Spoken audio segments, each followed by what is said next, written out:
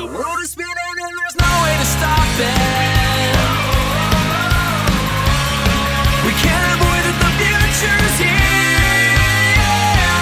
So let's stay up late and celebrate. It's always New Year's Eve of 2000 something.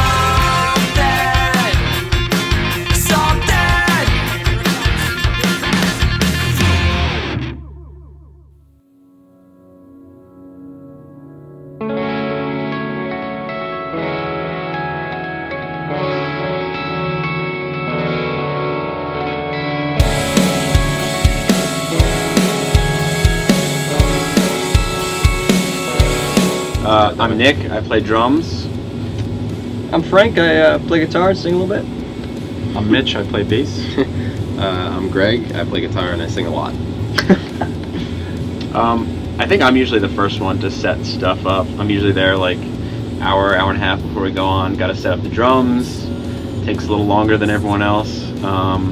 Like to set everything up exactly how I want it to be, even though it's all going to be moved onto the stage and rearranged again.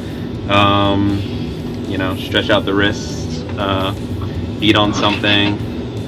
Yeah, we only get about like an hour and a half each day to set up, just because they run such a tight ship here at Warped.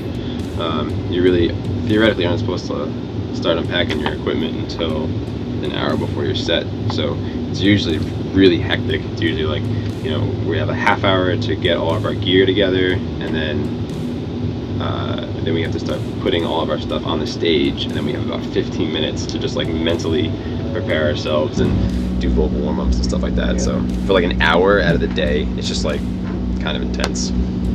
Yeah, for me, I like to stretch before the set, maybe 10-15 minutes, and I'll do a full body stretch. I don't know if it helps at all, because theoretically it prevents, you know, pulling muscles or anything like that, but it just relaxes me and just feels, you know, pretty good. And then I like to be relaxed before the set instead of getting pumped up, and then that first note is when I like to get pumped and explode. And you do like have yoga fun on stage, yeah.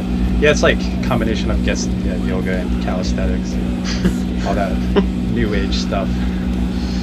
It might be slightly disappointing to all the gear heads and all that, because we like to keep everything as minimalistic and as tight as possible. That way there's little room for error, because we always have bad experiences and stuff like that.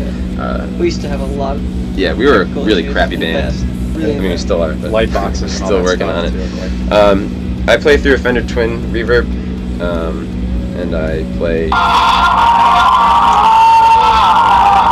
This is Dave, the tour manager for the other fucking band. Yeah, I play through Fender Twin Reverb. I play 2 Fender Telecasters. I use a $30 DS1 distortion pedal, a DL4 Line 6 delay pedal, and a volume pedal, and a tuner. And that's it. That's all I use. I have a Fender 62 reissue P-Bass, and I play through an Ampeg head and Ampeg speaker cabinet, but on this tour that I'm actually using the house system, which is a orange head, which is pretty awesome, which I'm thinking about picking up. But most of the effects I use are only, it's very marginal. It's only in small parts during songs and in between songs. But no, I have a tube simulator that I use, the rig that I use at home, which gives it a pretty like gnarly sound. But here, the orange head I use is tube, so I just have a nice clean tone through that. And then in certain parts of songs, a little bit of delay and reverb. That's pretty much it. It's pretty basic. Yeah, I use nothing. I use a DL4. We all use a DL4. It's a great pedal. And I use a volume pedal and a tuner. That's it. Yeah. And I had a distortion pedal. Dude, it broke on this tour. So I just, for the clean parts now, I just kind of bring the volume down a little bit. And it's always the thing with our band. People always, like, when we play smaller shows, you know, people always run up and they start staring at our pedals and they're like, oh, fuck, like, this is horrible. Really, our philosophy is all you need is a delay pedal and a volume pedal, and then distortion, and then, you know. Some plugins on Pro Tools are great. It's, you know, for the live aspect, that's all you need. That's, yeah, I use Gibson guitars and a Mesa Boogie combo that I really like. But me and Greg both play hollow body guitars, which is kind of interesting for really hard rock music.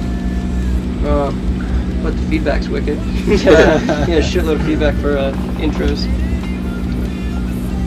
Yeah, I play a pretty standard setup, 4-piece Pacific, pretty much standard dimensions.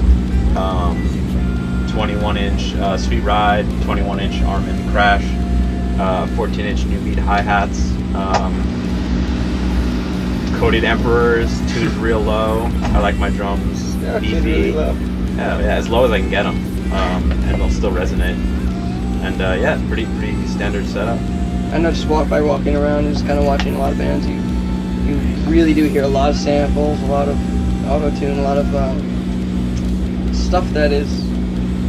Which works though. It works for the style, and I think it just kind of separates us on the Warped Tour, that we just do the whole two guitar bass drum thing. Yeah. It feels cool to do. There are a lot of things going on the record that we don't do live, a lot of auxiliary tracks. And I think for a while we were worried about not being able to fill all that stuff when we play live. But just with 2 guitars, bass, and drums, we've got awesome feedback, and everyone says it sounds great and that it's as good or better than the record.